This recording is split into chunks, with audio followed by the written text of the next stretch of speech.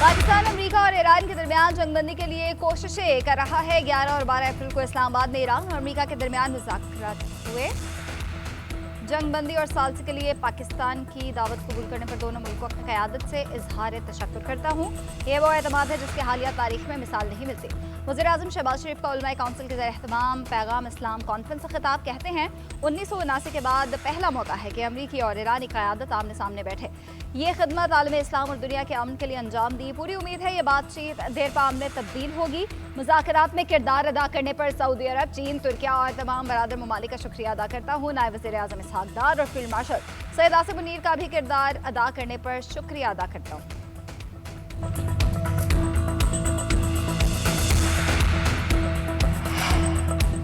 पाकिस्तान का project freedom रोकने के अमरीकी फैसले का खैरमकदम। वज़ीर-ए-आज़म शहबाज शरीफ का दरख्वास्त बरवक्त और मुस्बत रद्द-ए-अमल पर इजहार तशक्कुर। सऊदी वली अहद शहज़ादा मोहम्मद बिन सलमान का किरदार को भी सराहा।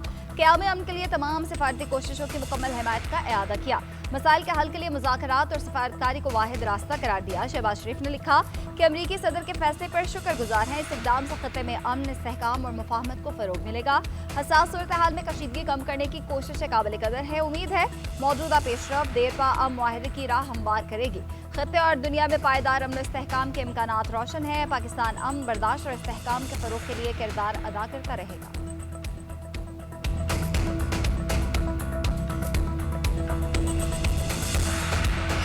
पाकिस्तान की सिफारती कोशिशें रंग ले आई। अमेरिका का प्रोजेक्ट फ्रीडम रोकने का ऐलान। अमेरिकी सदर ने कहा फैसला पाकिस्तान और दीगर ममालिक की दरख्वास्त पर किया गया। इक़दाम अमेरिका और ईरान के दरमियान इत्तफाक के बाद किया गया। ईरानी बंदरगाहों की नाकाबंदी जारी रहेगी। देखेंगे ईरान के साथ किसी माहदे को हतमी शक्ल दी जा सकती है या नहीं। ईरान के खिलाफ मुहिम जोई में गैर मामूली अस्करी कामयाबी मिली। B-2 बम्बार तैयारे ना भेजते तो ईरान एटमी कुव्वत बन जाता। उनके पास अब कोई ऑप्शन नहीं, सफेद झंडा लहराकर हथियार डाल देने चाहिए।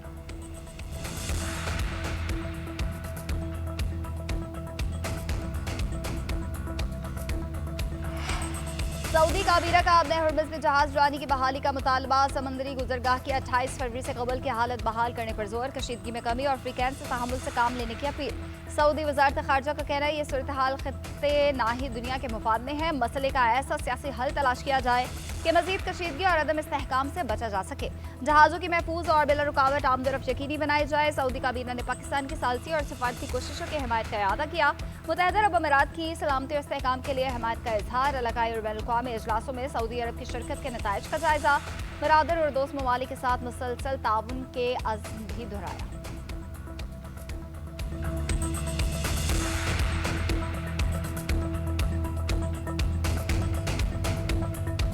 मशरिक़ वस्ता में अमन की उम्मीदें रोशन। आलमी मीडिया का जल्द ईरान अमरीका मुआहदा तय पाने का दावा। अल जज़ीरा टीवी ने रिपोर्ट किया कि जंगबंदी के लिए पाकिस्तान, अमरीका और ईरान के राब्ते जारी हैं। तजावीज़ का तबादला और रेड लाइन्स पर बात हो रही है।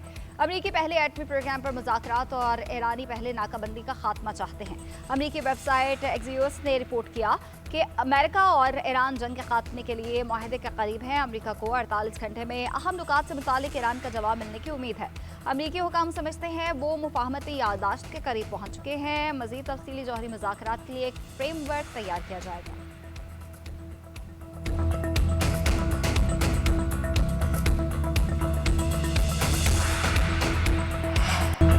प्रोजेक्ट फ्रीडम रुकते ही खाम तेल की कीमतों में कमी। अमरीकी WTI तेल $100 फी बैरल पर आ गया। बरतानवी ब्रेंट क्रूड $108 फी बैरल में फरोख्त। मरवान क्रूड की कीमत $106 फी बैरल पर आ गई। यूरोप और अमेरिका की स्टॉक मार्केट्स में तेजी। वॉल स्ट्रीट में टेक स्टॉक्स के मुस्बत रुझान के सबब नया रिकॉर्ड टाइम। लंदन की मार्केट में गिरावट। HSBC के हिस्से की मालियत गिर गई। पेरिस और फ्रैंकफर्ट की स्टॉक मार्केट्स में इजाफा। पाकिस्तान स्टॉक एक्सचेंज में मुस्बत रुझान। 100 इंडेक्स में 4000 से ज़ायद पॉइंट्स का इजाफा। मार्केट 1,68,000 की सतह पर पहुंच गई। कारोबार का आगाज 1,64,742 पॉइंट से हुआ।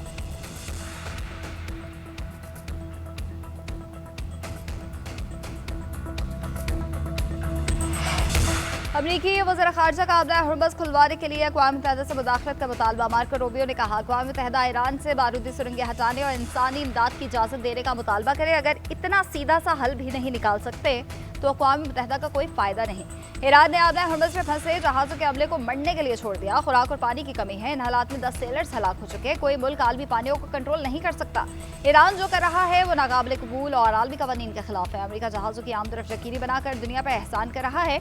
ईरान को हकीकत तस्लीम करके अब मुज़ाकरात की मेज़ पर लौट आना चाहिए।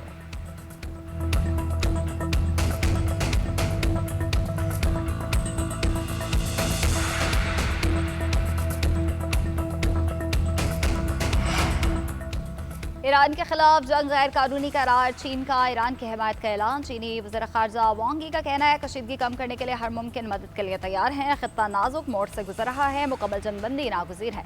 दोनों अफ्रीकैन के दरमियान बराह रास्त मुलाकात जरूरी है। अब्बास अरागची का कहना है ईरान सिर्फ मुनसिफाना और जाम मुआहिदा ही कबूल करेगा। चीन के मजबूत मौक़िफ़ की कदर करते हैं। मौजूदा हालात में हमारा ताउन मज़ीद मजबूत होगा। दोनों रहनुमाओं के दरमियान मुलाकात में दो तरफ़ा ताल्लुकात, आलमी और इलाकाई सूरत हाल पर तबादला ख्याल, खत्ते की सूरत हाल, जारी कशीदगी और जंगबंदी का जायजा लिया गया। अब्बास अरागची का सऊदी हम मनसब को भी टेलीफोन, खत्ते की मौजूदा सूरत हाल और हालिया पेशरफ पर तबादले ख्याल, कशीदगी में कमी, सिफारतकारी और इलाकाई ताउन जारी रखने की जरूरत पर इत्तफाक किया गया।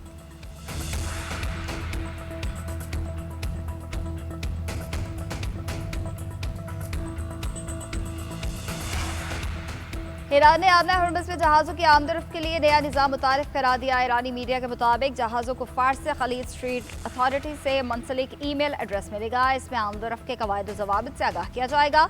जहाज़ों को ज़वाबित पर लाजमी अमल करना होगा, उसके बाद ही गुजरने की इजाज़त मिलेगी। ईरानी सरकारी मीडिया ने प्रोजेक्ट फ्रीडम रुकना अपनी फतह करार दिया। कहा यह वक्फा इस बात का सबूत है कि ट्रंप मुसलसल नाकामियों के बाद पीछे हट गया।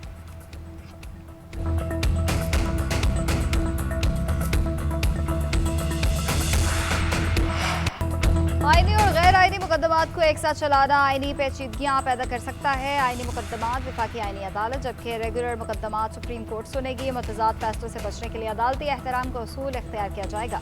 27वें आईनी तरमीम के बाद सुप्रीम कोर्ट और विफाकी आईनी अदालत के दायरा इख्तियार पर फैसला जारी। फैसले में कहा गया कि सुप्रीम कोर्ट और विफाकी आईनी अदालत एक दूसरे के मातहत नहीं, हमपल्ला हैं। वफाकी आईनी अदालत के फैसले कानूनी असूलों के हवाले से दीगर अदालतों पर लाजिम होंगे। आर्टिकल 199 के तहत दायर आईनी दरख्वास्तों की अपीलें विफाकी आईनी अदालत सुनेंगी। सिविल नौयत की अपीलें सुप्रीम कोर्ट में ही ज़ेर समाअत रहेंगी। तौहीन अदालत के मुकदमात मुतल्लिका अदालत ही सुनेगी जिसके हुक्म की खिलाफ वर्जी हुई है। सुप्रीम कोर्ट ने पेशावर हाई कोर्ट के मुश्तरका फैसले से मुतालिक मुकदमात डिक्लब करने का हुक्म दिया।